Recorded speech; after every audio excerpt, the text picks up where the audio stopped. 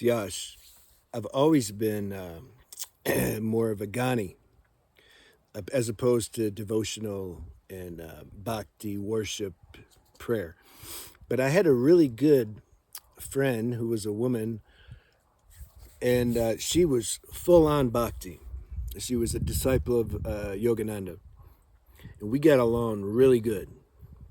And she understood the Advaita path, and I understood the devotional path through her, and she understood through me.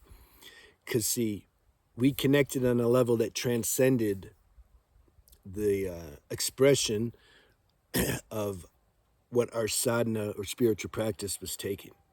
We were connecting beyond that. We were connecting depth to depth, consciousness to consciousness. Consciousness doesn't have a practice, not the pure consciousness. The localized individual form that consciousness incarnated into, that needs a practice. So, and it was so like refreshing to be in her presence, in her company, her energy. Because a lot of the Advaitas, as you know, the non-duals, it's so dry. It's like intellect talking about spirituality, and it's just very has too much masculinity in it, in a negative way, like mind, dry intellect mind that's trying to talk eloquently about the divine. It doesn't flow, like it's something, it's like, where's the love at? If you pay attention and you watch like Muji or Papaji, Ramana Maharshi, Nazar Sagata, if you watch them and then you watch, or even Yogananda, you can find footage, listen to them talk, and then listen to your non-dual Advaita person talk. Can you sense the difference in vibration? It's just different. You can say, you can have the perfect dialogue that explains spirituality and awakening and all that. You can have a being who, like Muji or Papaji, speak those words, and you're like listening. You're like, it feels good. You're like, something's drinking. Something inside. It's drinking, not drinking from your mind. But then you can listen to somebody just with the dry intellect that is imagining that they're one with something that they're not, and it has a different feel to it. Unless you're also in your mind, then you like it. Then it's like mind eating mind. It's like, oh yeah, and the intellect likes that. It's like, yeah, I got the jargon down now. Damn, I'm gonna go out and tell people. But in the heart, see, the heart knows. The heart can feel like, yeah, I'm bored. I'd rather hang out with the devil than people who just who talk a bunch of something but yet there's no realization of it.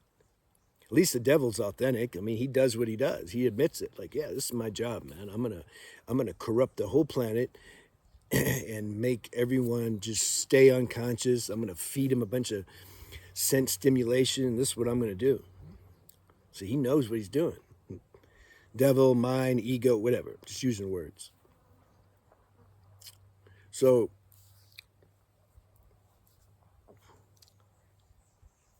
if I'm listening to, if I can't tell the difference, can you tell the difference? If I'm watching somebody like Nazar Sargata or Papaji or Muji, and then I'm watching like somebody who, some young kid that says he's awake, then can you feel the difference in vibration? See, when you read vibration, you can't really be manipulated anymore. People can't lie to you. I mean, in the world or work or wherever, you're not even really listening to their words when people speak. You hear but you're reading their energy. Where are they speaking from? You're looking at that. Something does that automatically. Like, is this person one with their words? If not, they can't really be trusted. There's some agenda there. They're saying something to get something, or they don't really mean what they're saying. So you can't really trust they're going to do what they're saying, because you see what I mean? You feel everything energetically. So this is what I'm trying to say. And anyone that's against gurus or devotion or prayer, that's imbalanced. That's mind. You don't, the mind will say, like, but who am I praying to? Who am I being devoted to? Like, there's only the self. You don't say that if you've realized that. This thing. See, on paper, that might look right. Maybe you'll get the you'll pass the test on paper. But if you've really realized your deeper self, what does it mean you realized it? It means the individual play of consciousness realized its essence. You don't just, there's not 100% fusion and you're done. It's still, the individual sense of self remains. Isn't that nice? It can taste now its essence while still staying as the individual. You need that duality to enjoy the awakening experience that never ends. So automatically, the more you taste yourself, your essence, the individual sense of self, it's going to feel humble. It's like there's going to be some humility there. That's missing big time in non-dual talkers. Once you start to taste this humility, it feels good. You want more of it. How do you get more of it? Surrender more. Something automatically, just you kind of want to give reverence to this cosmic, supreme, formless self. So that can take the form of prayer, worship, devotion, bhajans, whatever. You don't say like, like that's just part of the dream, and you're dreaming if you're saying that. I mean, technically, like, yeah, it's still the play, but it's like the best part of the play. It's like the self is worshiping itself in a very authentic way with the seeming separation. That has to be there like that to enjoy the fusion. There has to be a sense of separation to enjoy a sense of fusion. That's why I made a video once saying like the real, I don't know, real realization is when there's some understanding of the balance between duality and non-duality.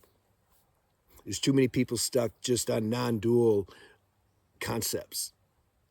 Like you don't see the interconnection and validity of the dual concepts. Something believes more in the non-dual than the dual. They're both delusional. But they're great, you see?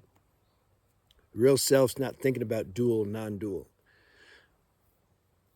So sometimes the consciousness has, the individual consciousness has its seasons, it has its moods. Sometimes it just wants to contemplate and just feel how everything's taken place inside of its deeper essence. It just watches that. It just says, well, I'm talking right now, and there maybe some little thinking, but that's being housed in some infinite space that's not doing anything. That might be your sadhana. Another time, something wants to pray, like, thank you for giving me this experience. You're not thinking what to say. You're just saying whatever you say. You're not. It's not about saying the right prayers. Something's just voicing this gratitude and appreciation you have for experiencing life and the whole experience of fusion that takes place between the individual and your universal self. Something enjoys that, and so then it takes the form of gratitude, which takes the form of prayer or devotion. Or you sing bhajans, you worship the divine in form, Krishna or Shiva, and like that's just, what else are you gonna do? Like, how is that, you know? This is common sense for somebody who's coming truly into their self, though. I'm not like trying to sell this to somebody, but those who are maybe awake to this already, but maybe these maybe it's a little dormant. So then we make videos and we try to activate it, bring some balance. Now there's a lot of people who just totally stuck in their mind and they just can't hear it. So I'm not talking to them. I don't think they make it to my channel actually. I'm glad. Sometimes I'll go on another channel and I'll see some comments. I'm like, damn, I'm really glad. Like they don't come here. It's really good. The law of magnetism is working that out. All right. Have a good day.